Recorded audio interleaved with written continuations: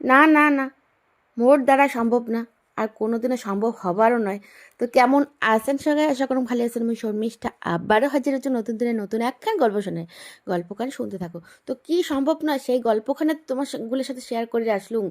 তো গল্পখান না শুনলে কেমন করি আর কবার পাং। আর মোর চোখত যে এখানে শাক টাক পড়ে তো তুলি না আনা পর্যন্ত মোর শান্তি হয় না। তো এক টাটকা টাটকা ঢেঁকি শাক আর কলমি শাক তুলি আনলুম। মোর প্রতিদিনে খাওয়ার পর তো শাকটা অবশ্যই লাগে। তো হাত দিয়ে কোটা বেসা করে হয়ে গেলে শাক টাক এলা কি রান্ধেন করিয়ে একটা আছে ঝিঙা, আর যে কোয়াশ তো পচি যাওয়া হচ্ছে ওই যে বৃষ্টির দিনে সবজি বলি কথা। তো একটা আছে বেগুন, তার নিলুম একটা আলু। দেখা যাক এই 4-5 মিশালে সবজি আজকে কি দিয়ে রান্না হয় সেটারে তো মোর চিন্তা। আর মাও কইছে নিমন্ত্রণ আছে এক তরকারি ভাত রাঁধতে। মোর দ্বারা কি আর এক তরকারি ভাত রাঁধা সম্ভব?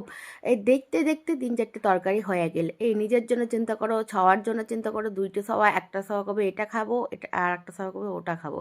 এই তো সকালে চিন্তা করতে করতে 3-4 রকমের পদ হয়। সব কোটা বেচা করে নিয়ে চলে এসলাম রান্নাঘর, আগাটা কড়াইও তুলে দিলাম। আর চিচিং ফাঁক কইতে কৌটো থেকে বিড়েল মোর জাদুর শুটকি মাছ। কারণ এই শুটকি মাছ আনি আমি ঘরত থং। যেদিন মোর সবজি পাতির চিনতে থাকে কি দিয়ে রান্ধিম, সেদিন মোর এই শুটকি মাছে সেই শুটকি মাছ গরম জলত চুববি থুলুম সাঁতার কাটার জন্য। তো সাঁতার কাটার কাঠি টাটিয়ে যখন ঢ্যাপঢ্যাপা নাকছে তখন তুলিয়ে একদম কাঠি টাটিয়ে ভাজা করে নিলুম।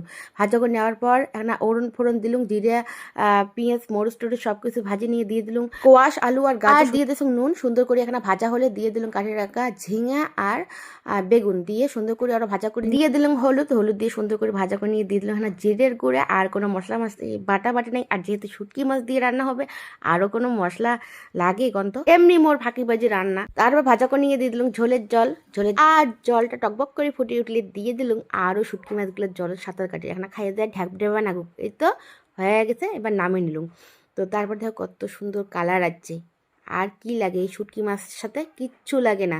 তো তারপর কড়াই বসিয়ে দিয়ে দিলুম রসুন থেতো করি আর একটা কাঁচামরিচের ভাঙে দিলে সুন্দর ভাজা গন্ধ উঠলে দিয়ে দিলুম এই যে শাকটা দিয়ে নুন দিয়ে এবার ঢাকে দিলুম। তো ঢাকনা খোলার পর দেখো জলটা শুকিয়ে গেছে প্রায়। একটা কাঁচা সর্ষের তেল দিয়ে নামিয়ে নিলেই কিন্তু শাক একদম রেডি। তো দেখো নামার পর কত সুন্দর হয়েছে শাকটা, একদম সবুজ সবুজ। আর এই সবুজ শাক দিয়ে কষলে মশলা ভাত মাখে খাওয়া কিন্তু সেই মজা। গরম গরম ভাত, সাথে আছে সব সবজি মিলেমিশে শুটকি মাছ দিয়ে ঝোল, আর আছে করলা আর পটল একসাথে ভাজা, শুটকি মাছ ভাজা, আর আছে শাক ভাজা, সাথে আছে পেঁয়াজ লঙ্কা। এই তো আজকে দুপুরে সামান্য আয়োজন। তো আজকে দুপুরে থালা কেমন হয়েছে অবশ্যই কমেন্ট করে জানাবেন।